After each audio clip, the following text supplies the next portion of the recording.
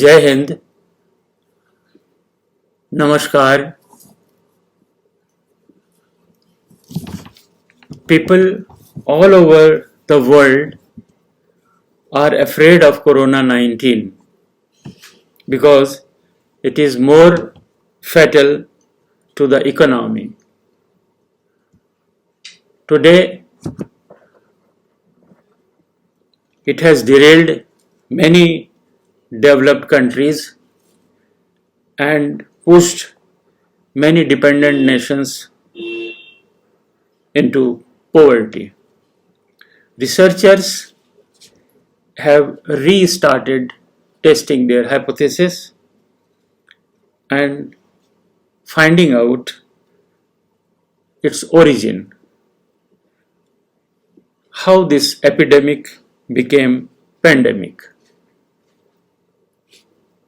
In March-April this year, when first phase of the lockdown was clamped in our country,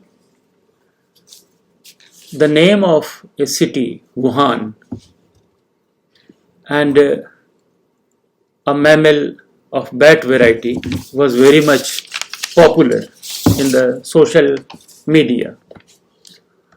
Now it attracted the attention of many non-vegetarians also, and there is no doubt that there will be a rigorous debate in the post-COVID-19 world as to what the human race should eat and what is the safest food.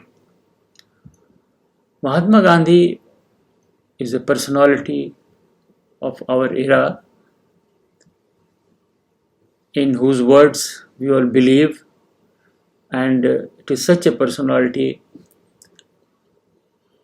Today we are remembering him, and it will be appropriate that on this pious occasion of his 150th birth anniversary, we try to revisit Mahatma Ji's life and his visionary thoughts about the food habits. Many political thinkers and philosophers have been influenced by his thoughts, and like Buddha, Mahatma Gandhi also first experienced himself before believing in anything. This scientific temperament is very much obvious when we read his autobiography, My Experiments with Truth. He was born to a Hindu Vaishnav family of Kathiawad, and his both parents were strictly very religious, and meat eating in his family could not be even thought of. It was a sin to think of it. And Mahatma Gandhi himself was a strict vegetarian throughout his life.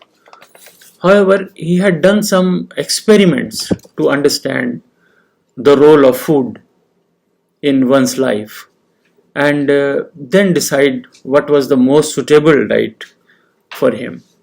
He wrote about this in his famous book, My Experiments with Truth.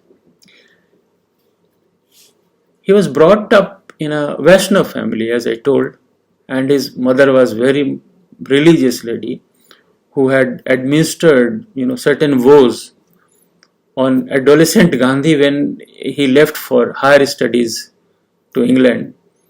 But even then, as a grown-up person, he was conscious of his food habits, and he was, when quipped by a journalist, when an active political in our country about vegetarianism, and he said that it reflects ahimsa because of prolonged fasts, and his health very much deteriorated, and doctors insisted him to take non-vegetarian supplements on purely medical grounds, but even then he refused. This is many of his views are available in writing also, in Harijan, for example, a newspaper, and then many of his works he has talked about that. And he says, food is a source of strength, not only for physical body but also for psychological and spiritual body. To derive, therefore, the total calories from any food, one must consciously select and follow the dietary schedule. Gandhiji, as a student of bar at law in England, had a tough time because of the different food habits.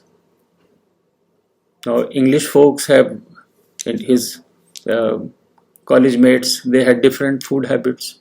So it was really very difficult to find a restaurant which was purely vegetarian in London. So Vaishnav food habits of his family and religious convictions always obstructed him to become a flesh eater. Once he tasted, as he has mentioned in his photography, he tasted goat meat and felt that a lamb is bleating in his stomach. His experiments with the other diets continued throughout his active political life also. Now, the outcomes kept changing his opinions about vegetarian diets, which is evident from his writings in Young India and Harijan. He writes in his autobiography, I'm quoting that, one should eat not in order to please the palate, but just to keep the body going.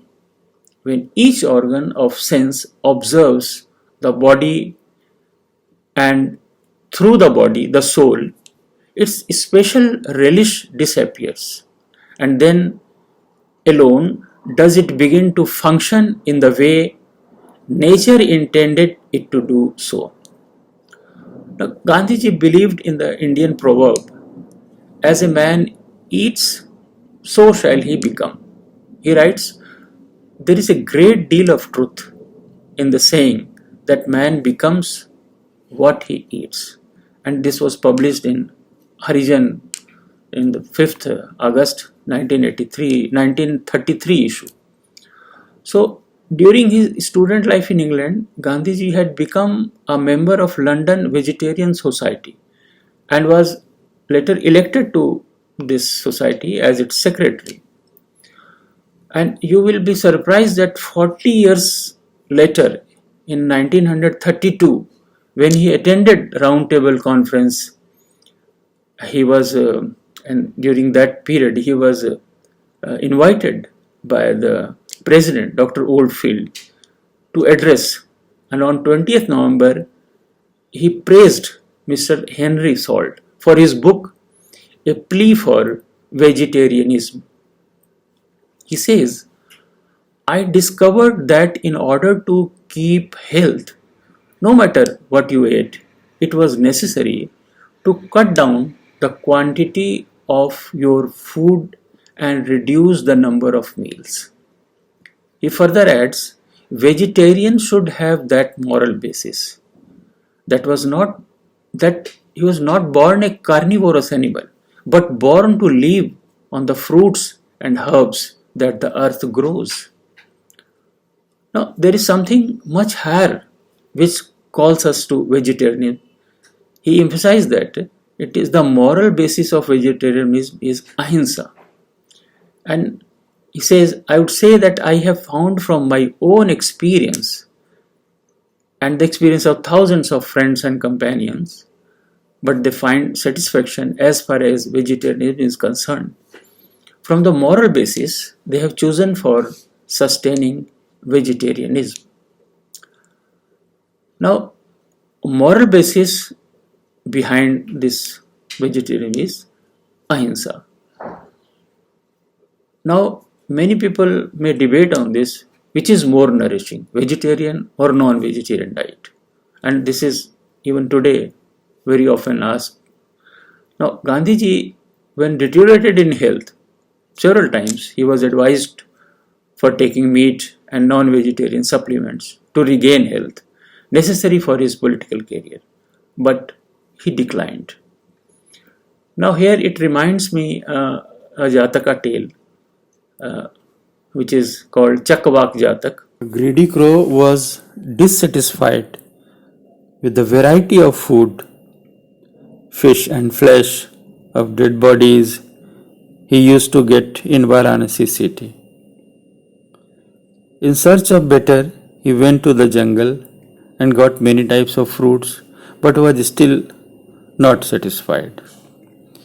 So he came to the bank of Ganges river and sighted a pair of chakvak birds.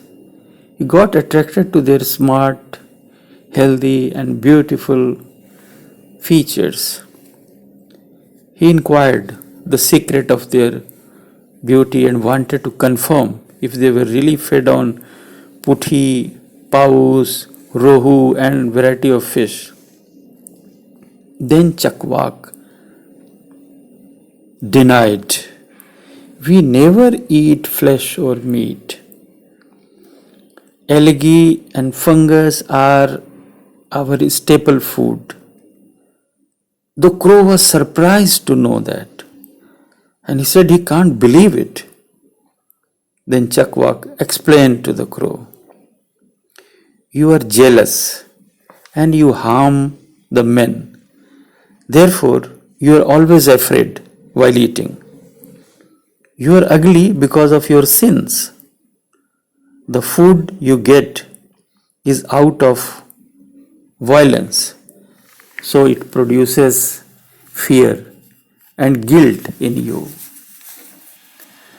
Your nature becomes impatient, and one who neither kills nor prompts others to kill, one who neither harms nor encourages others to harm, who is full of friendship for others, has no enmity for anybody. He enjoys best of health and peace."